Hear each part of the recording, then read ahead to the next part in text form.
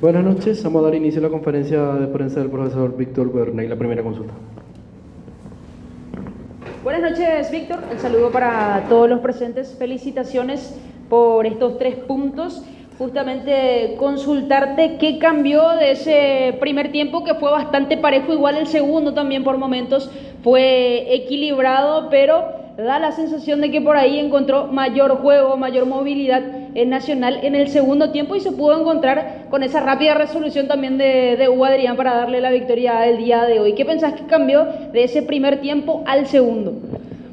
Creo que el primer tiempo lo divido en 2 momentos. El primer momento fue cuando tuvimos el control del balón y en el segundo momento de ese primer tiempo es que dejamos de tenerlo. Nosotros necesitábamos tener la posesión de ese balón para encontrar principalmente los costados del volante de contención y la espalda de 8 o 10 del rival, que fue lo que en el segundo tiempo pudimos encontrarlos con la aparición de los extremos, con la aparición de los volantes, encontrar esos lugares y creo que hemos tenido una ganancia en territorio. Hemos jugado mucho tiempo en campo rival, que era lo que necesitábamos tener para generar las situaciones de gol que hemos generado, inclusive alguna de ellas también con balón detenido. Y la verdad que después hicimos un recambio para buscar frescura en el ataque y fue por eso la inclusión de Hugo y de Nacho, que nos dio también esa profundidad intensa que queríamos, porque ya venía de un desgaste bastante largo Richard y Roque. Y esa frescura nos dio todavía sostener esa intensidad de juego en campo rival y poder llegar a gol, que por suerte se dio con una definición muy exquisita de Hugo. Buenas noches, profesor. Para Universo 9, ¿se te complicó un poco esta victoria, el campo de juego, las dimensiones? Obviamente el campo es para los dos, pero las dimensiones que son las mínimas requeridas, ¿eso complicó un poquito el juego que habitualmente desarrollas? Considero de que el fútbol consta de 3 velocidades, la velocidad física, la velocidad en la toma de la decisión, y esta velocidad la dejé para el último porque era la que teníamos que tener en un campo de juego, que es la velocidad del balón. Nosotros en el primer tiempo a veces utilizamos 1 o 2 toques de más que no necesitábamos, y en el segundo tiempo interpretamos que esa dinámica debía surgir a partir de que el balón pase rápido de pie a pie, del pie de un futbolista al pie de otro futbolista y desmarque continuamente, y eso fue lo que encontramos en el segundo tiempo. Creo que hay que saber jugar con espacio y sin espacio. El fútbol es tan dinámico y es tan resolutivo que hay que resolver situaciones que se presentan en el juego. Y pudimos hacerlo con esa velocidad del balón, le dimos dinámica y esa dinámica nos encontró siempre con un futbolista libre para poder ir de frente a arco y tener finalizaciones en buena medida como fueron en el segundo tiempo. Buenas noches, profesor. En directo para ABC Carinal, bien mencionó la virtud con relación a la dinámica. Quiero irme un poco al sector defensivo, el gran trabajo principalmente en la zona aérea de los centrales Cañete y Coronel, defensores de gran proyección. ¿Qué nos puede decir con relación a estos jugadores que se están asentando en primera división? Tuve la oportunidad de promoverlos al primer equipo en mi primer proceso en el club. A Mauro lo conocía desde divisiones formativas, cuando él nos enfrentó jugando para Nacional en la sub-15.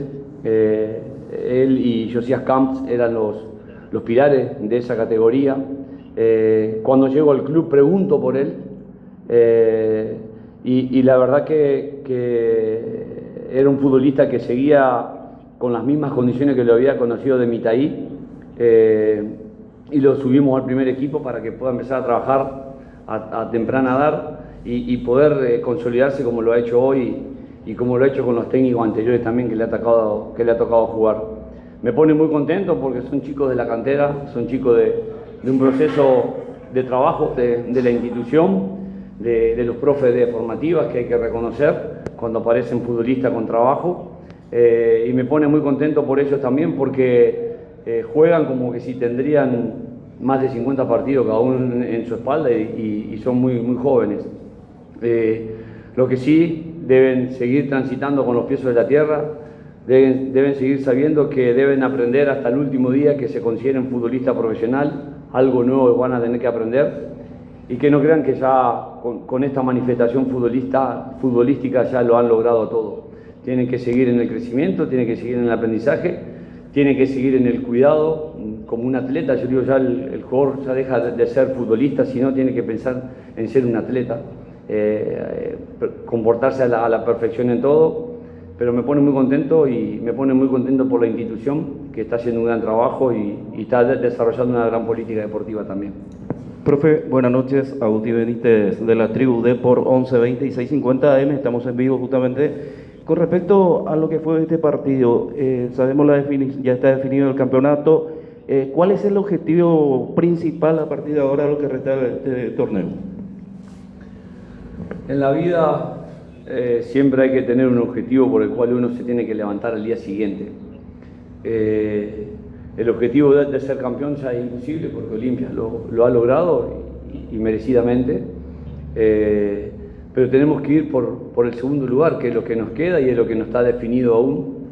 Entonces tenemos que plantearnos un objetivo de logro y pelear por ese segundo lugar. Es algo que nos tiene que motivar fuertemente.